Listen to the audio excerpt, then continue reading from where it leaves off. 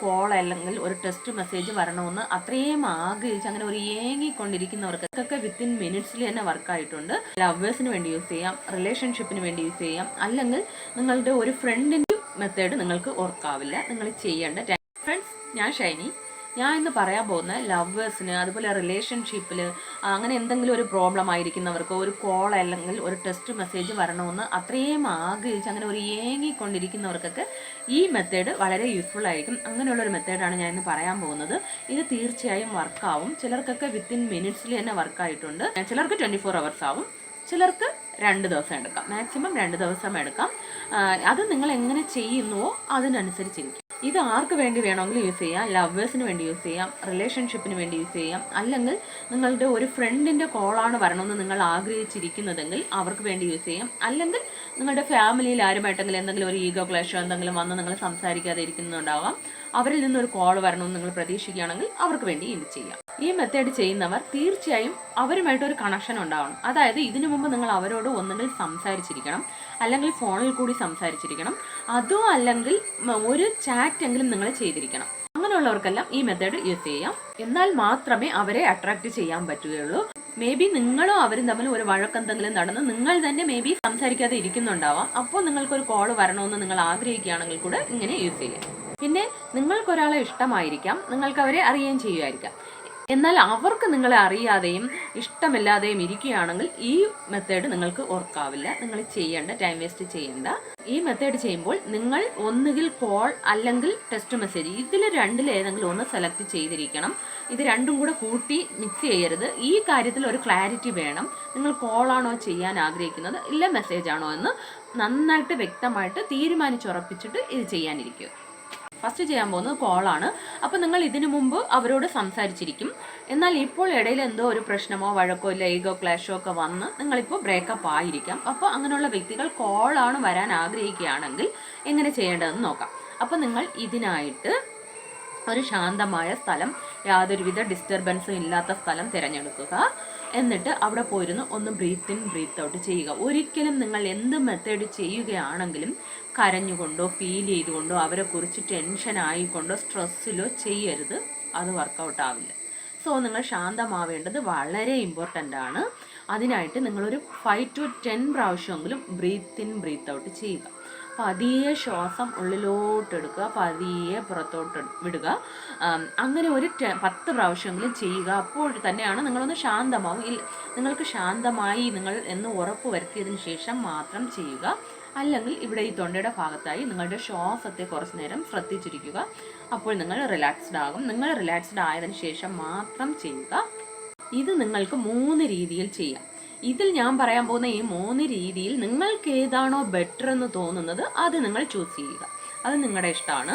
അപ്പം ഒന്ന് വിഷ്വലൈസ് ചെയ്യാം.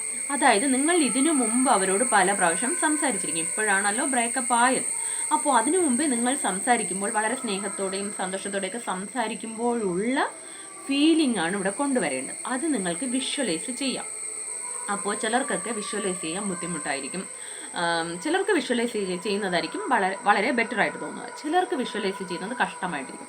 അങ്ങനെയുള്ള ഒരു പെന്നും നോട്ടോ പേപ്പറോ കൂടെ എടുക്കുക.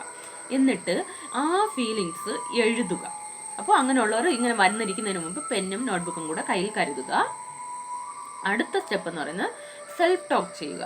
സെൽഫ് ടോക്ക് എന്ന് പറഞ്ഞാൽ എന്താ? ഇപ്പം നമ്മൾ അതിന് മുമ്പേ അവരോടുള്ള സംസാരിക്കുമ്പോൾ, കോൾ ചെയ്ത് സംസാരിക്കുമ്പോൾ ഉള്ള ആ ഒരു ഫീലിങ് നമ്മൾ വിഷ്വലൈസ്, ആ സമയത്തുള്ള ഫീലിങ്സിൽ നമ്മൾ സംസാരിക്കും. വിഷ്വലൈസ് ചെയ്തിട്ട് നിങ്ങൾ അതിനെ സംസാരിക്കുക. അതായത് ആരടുത്ത് മുമ്പിൽ ഒരാളുണ്ടെന്ന് സങ്കല്പിച്ച് നമ്മൾ സ്വയം സംസാരിക്കും. എന്നാൽ ആരും ഉണ്ടാവില്ല, സ്വയമാണ് സംസാരിക്കുന്നത്. ആ ഒരു ഫീലിംഗ് കൊണ്ടുവന്ന് സംസാരിക്കാം. അതാണ് സെൽഫ് ടോക്ക്. അപ്പോൾ ഈ മെത്തേഡിൽ നിങ്ങൾക്ക് ഏതാണോ ബെറ്റർ എന്ന് നിങ്ങൾക്ക് തോന്നുന്നത് അത് നിങ്ങൾ സെലക്ട് ചെയ്യുക. അപ്പോൾ എഴുതുമ്പോഴും അത്രയും ആ ഫീലിങ്സ് കൊണ്ടുവന്ന് കോൺസെൻട്രേറ്റ് ചെയ്ത് ചെയ്യണം. നിങ്ങൾ ഇതിനു മുമ്പേ വളരെ ഹാപ്പി ആയിട്ടും സന്തോഷമായിട്ടും സംസാരിച്ചിരിക്കുമല്ലോ. അപ്പോൾ അതിൽ എത്രയോ പ്രാവശ്യം കോൾ വന്നിരിക്കും നിങ്ങൾക്ക്.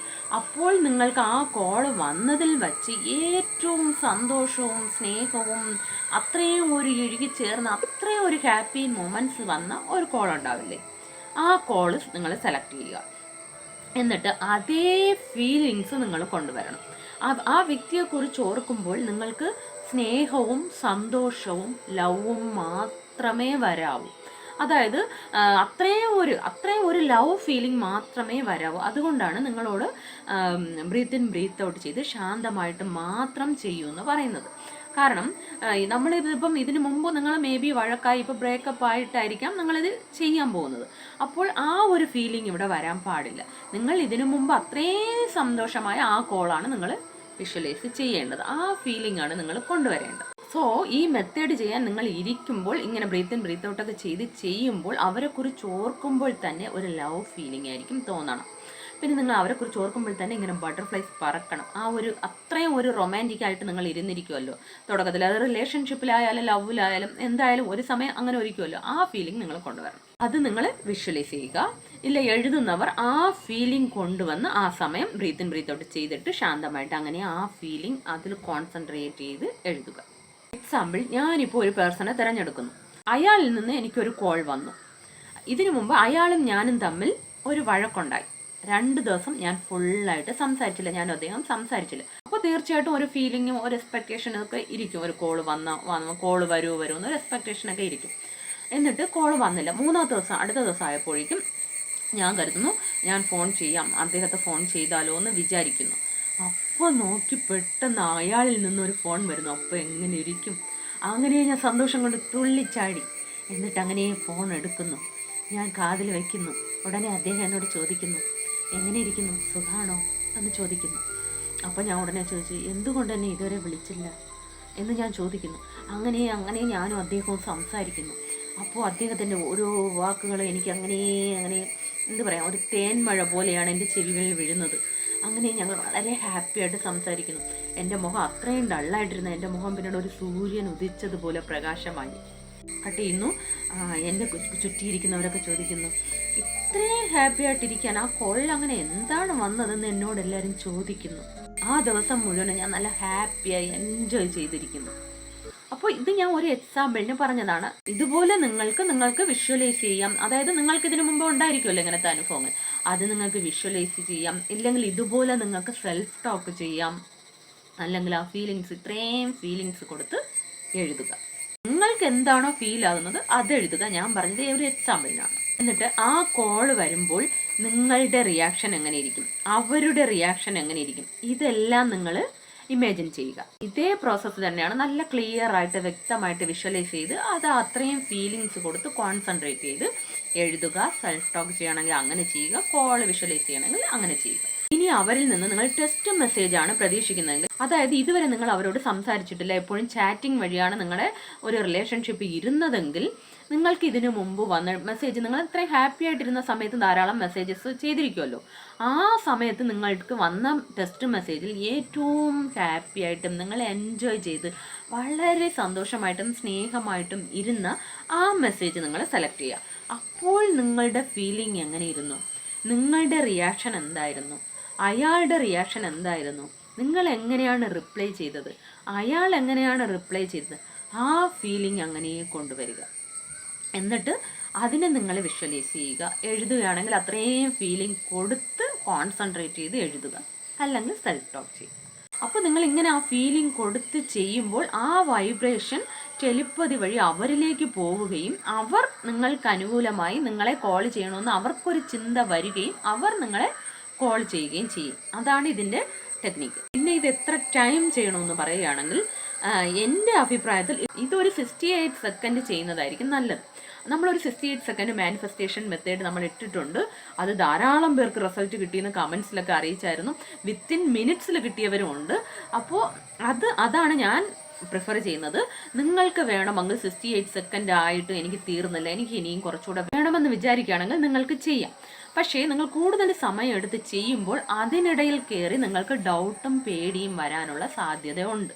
സോ എൻ്റെ അഭിപ്രായത്തിൽ 68 സെക്കൻഡ് മാനിഫെസ്റ്റേഷനാണ് വെരി എഫക്റ്റീവ്.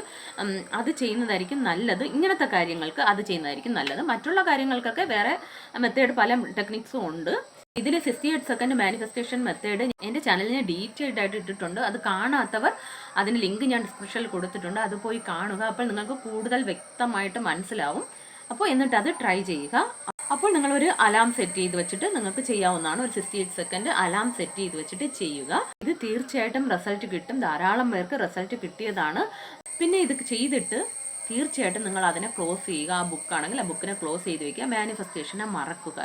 എന്നിട്ട് നിങ്ങൾ നിങ്ങളുടെ സാധാരണ റൊട്ടീൻ എന്നും ചെയ്യുന്നത് പോലെ വളരെ കൂളായിട്ട് ചെയ്യുക. ഇങ്ങനത്തെ കാര്യമേ നിങ്ങൾ മറക്കുക. എക്സ്പെക്റ്റ് ചെയ്ത് കോൾ വരുമോ മെസ്സേജ് വരുമോ ഒന്നും ഫോണിനെ എപ്പോഴും നോണ്ടിക്കൊണ്ടിരിക്കരുത്. എക്സ്പെക്റ്റ് ചെയ്ത് ഇരിക്കണ്ട. അത് വരേണ്ട സമയത്ത് വരും. അപ്പോൾ എല്ലാവരും ട്രൈ ചെയ്യുക. വീഡിയോ ഇഷ്ടമായെങ്കിൽ please subscribe, like, share, comment. എല്ലാവർക്കും സന്തോഷവും സമാധാനവും സമൃദ്ധിയും ഉണ്ടാകട്ടെ. Thanks for watching.